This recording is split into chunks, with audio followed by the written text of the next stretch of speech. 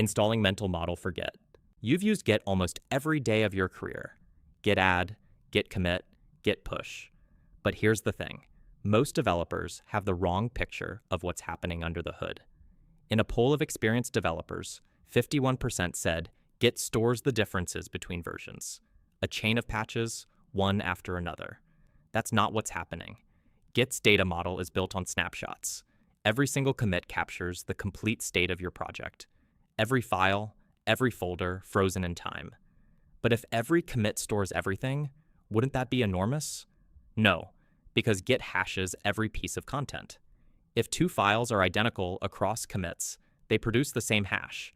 Stored once, referenced everywhere. The snapshots are cheap because most files don't change. So if Git's model is snapshots, how does it actually organize them? At its core, Git is a key value store. You give it content, it hashes it, and stores the result as an object. The simplest object is a blob, raw file contents.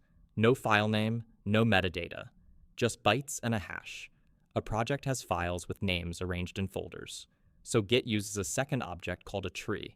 A tree maps file names to blob hashes, and subdirectories are just trees pointing to other trees. And a commit? A commit points to the root tree, the complete snapshot, plus its parent commits, and metadata like who made it and when. 3 types of objects, all connected by hashes. That's what Git is made of. And because every commit records its parents, the commits form a graph. Not a straight line, a graph. Branches split off, merge back together, and every node knows exactly where it came from. This is what Git actually looks like under the surface. So Git is a graph of objects. But how do humans navigate a graph? With labels. And Git's labels are shockingly simple. Open up your .git folder, navigate to refs, heads, main. Open that file. You'll find one line, 40 characters of hexadecimal, and a new line, 41 bytes. That is your main branch. A branch in Git is just a tiny text file containing a commit hash. That's it. Creating a new branch doesn't copy code or duplicate history. It writes a hash to a new file. This is why branching in Git is nearly instant, even on massive projects. And head? Head is another pointer.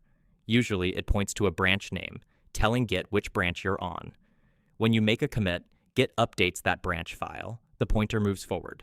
So when you commit, Git snapshots your stage changes into a tree, wraps it in a commit object, and moves the branch pointer forward. Add, snapshot, move pointer. That's the whole cycle. Once you see this, objects and pointers, everything else falls into place. Rebase, cherry pick, the reflog, they're all operations on this same graph. But that's the next video. Cognitive architecture, updated.